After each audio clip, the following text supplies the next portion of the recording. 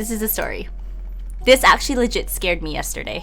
So 8 feet tall, or Hachishakusama, is a Japanese urban legend about a tall woman who abducts children. She is 8 feet tall, wears a long white dress, and makes a sound like po, po, po, po. My grandparents lived in Japan. Every summer, my parents would take me there on holiday to visit them. They lived in a small village and they had a big backyard. I loved to play there during the summer. When we arrived, my grandparents always welcomed me with open arms. I was their only grandchild, so they spoiled me. The last time I saw them was the summer when I was 8 years old. As usual, my parents booked a flight to Japan, and we drove from the airport to my grandparents' house. They were delighted to see me and had a lot of little presents to give me. My parents wanted to have some time by themselves, so after a few days, they took a trip to another part of Japan, leaving me in the care of my grandpa and grandma. One day, I was playing out in the backyard. My grandparents were inside the house. It was a hot summer's day and I laid down on the grass to rest. I stared up at the clouds and enjoyed the feeling of the soft rays of the sun and the gentle breeze. Just as I was about to get up, I heard a strange sound. Puh, puh, puh, puh, puh, puh. I didn't know what it was, and it was hard to figure out where it was coming from. It sounded almost like somebody was making the noise themselves, as if they were just saying po, po, po over and over again in a deep masculine voice. I was looking around, searching for the source of the sound, when I suddenly noticed something on top of the tall hedges that enclosed the backyard. It was a straw hat. It wasn't resting on the edge. It was behind it. That's where the sound was coming from. That's what Fluffy's hiding. Okay, sorry guys. I just had to. Sorry guys. Wrong movie. Okay, sorry guys. Hey Goku, happy Halloween. How are you, Goku? That's where the sound was coming from. Po, po. Okay, sorry guys, masculine, right? Okay. Po, po, po, po, po. Then the hat began to move, as if someone was wearing it. The hat stopped at a small gap in the hedge and I could see a face peering through. It was a woman, but the hedges were high, almost 8 feet tall.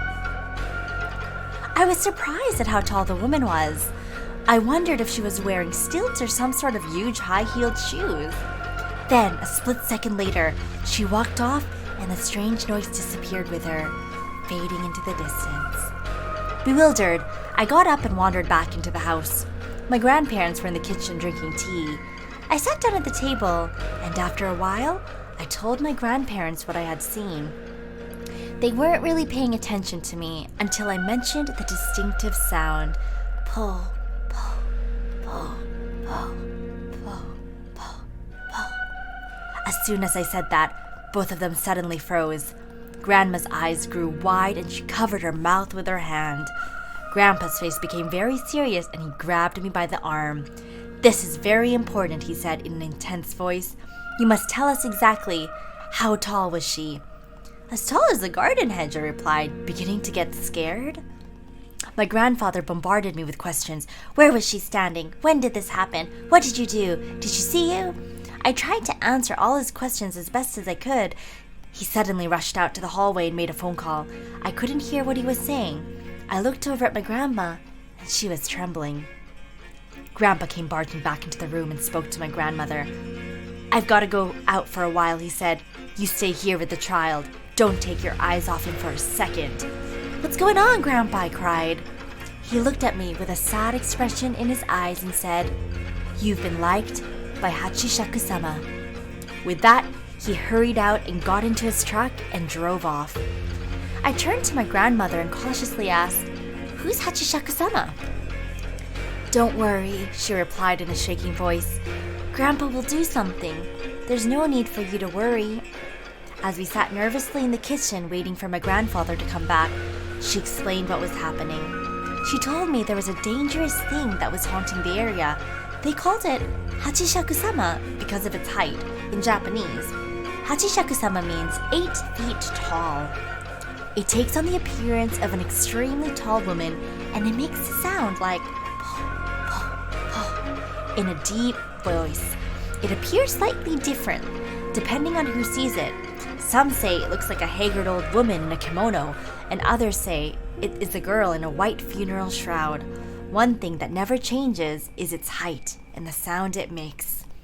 A long time ago, it was captured by monks, and they managed to confine it in a ruined building on the outskirts of the village. They trapped it using 4 small religious statues called jizos that they placed at the north, south, east, and west of the ruins, and it wasn't supposed to be able to move from there. Somehow, it managed to escape. The time it appeared last was 15 years ago. My grandma said that anyone who saw 8 feet tall was destined to die within a few days. It all sounded so crazy. I wasn't sure what to believe. When Grandpa came back, there was an old woman with him. She introduced herself as Kei-san and handed me a small crumpled piece of parchment, saying, "Here, take this and hold it." Then, she and Grandpa went upstairs to do something. I was left alone in the kitchen, and my grandmother again. I needed to go to the toilet. Grandma followed me to the bathroom and wouldn't let me shut the door. I was beginning to get really frightened by all of this. After a while, Grandpa and Kei-san took me upstairs and brought me into my bedroom. The windows were covered in newspaper, and lots of ancient runes had been written on them. There were small bowls of salt in all 4 corners of the room, and a small Buddha figure placed at the center of the room on top of a wooden box. There was also a bright blue bucket. "What's the bucket for?" I asked. "That's for your pee and poo," Grandpa replied. Kei-san sat me down on the bed and said, "Soon, the sun will be setting, so listen carefully. You must stay in this room until tomorrow morning. You must not come out under any circumstances until 7 o'clock tomorrow morning. Your grandmother and your grandfather will not speak to you or call you until then. Remember, do not leave the room for any reason until then. I will let your parents know what is going on." She spoke in such a grave tone that all I could do was quietly nod my head. "You have to follow Kei-san's instructions to the letter," Grandpa told me, "and never let go of that parchment she gave you. And if anything happens, pray to Buddha, and make sure you lock this door when we leave." They walked out into the hallway, and after saying goodbye to them, I closed the bedroom door and locked it. I turned on the TV and tried to watch, but I was so nervous. I felt sick to my stomach. Grandpa left some snacks and rice balls for me, but I couldn't eat them. I felt like I was in prison, and I was very depressed and scared. I lay down on the bed and waited. Before I knew it, I was asleep. When I woke up, it was just after 1 a.m. All of a sudden, I realized that something was tapping on the window. When I woke up, it was just after 1 a.m. All of a sudden, I realized that something was tapping on the window.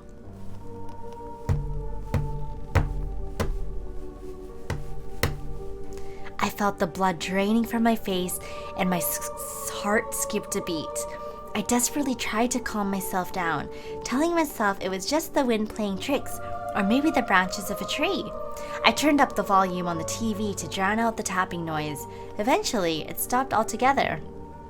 That was when I heard Grandpa calling me. "Are you okay in there?" he asked. "If you're scared, you don't have to stay in there all alone. I can come in and keep you company." I smiled and rushed over to open the door, but then I stopped in my tracks. I had goosebumps all over my body. It sounded like Grandpa's voice, but somehow it was different. I couldn't tell what it was, but I just knew. "What are you doing?" Grandpa asked. "You can open the door now." I glanced to my left and a chill went down my spine. The salt in the bowls were slowly turning black. I backed away from the door. My whole body was trembling with fear. I fell to my knees in front of the Buddha statue and clutched the piece of parchment tightly in my hand. I started desperately praying for help.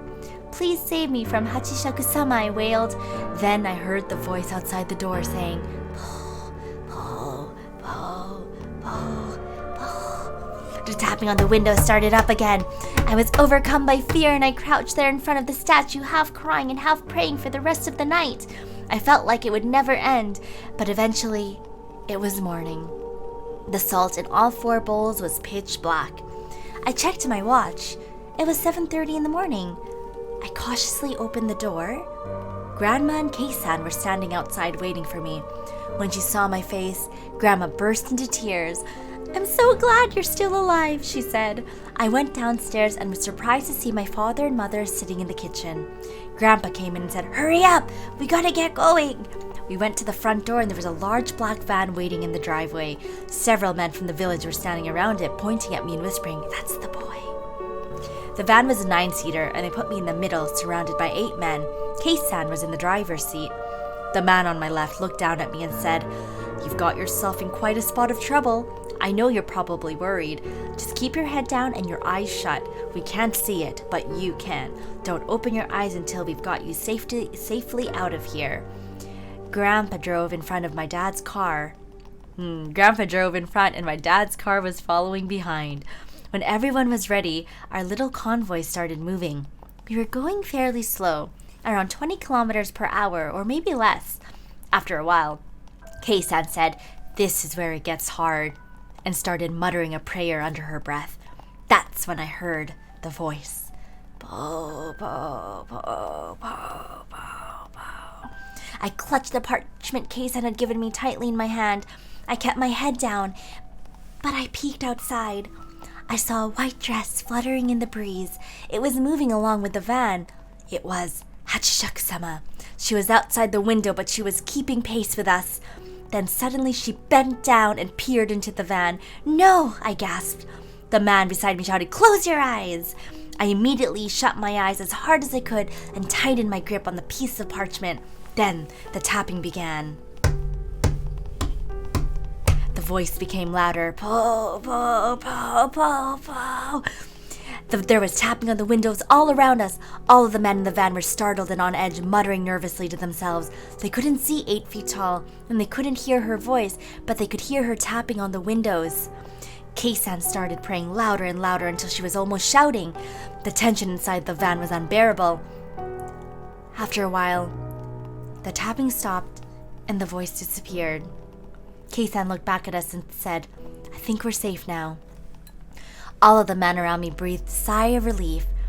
The van pulled over to the side of the road and the men got out.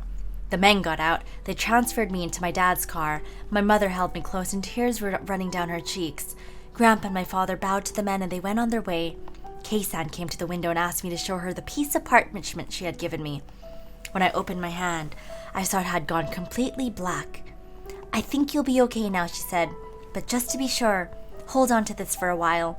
She handed me a new piece of parchment. After that, we drove straight to the airport and Grandpa saw us safely on the plane. When we took off, my parents breathed a sigh of relief. My father told me he had heard about 8 feet tall before. Years ago, his friend had been liked by her. The boy disappeared and was never seen again. My father said there were other people who had been liked by her and lived to tell about it. They all had to leave Japan and settle down in foreign countries. They were never able to go back to their homeland. She always chooses children as her victims. They say it's because children are dependent on their parents and family members. This makes them easier to deceive when she poses as their relatives. He said the men in the van were all blood relatives of mine, and that's why they had been sitting all around me and why my father and Grandpa had been driving in front and in back. It was all done to try and confuse Hachishakusama. It took a while to contact everyone and get them all together, so that's why I had to be confined in a room all night.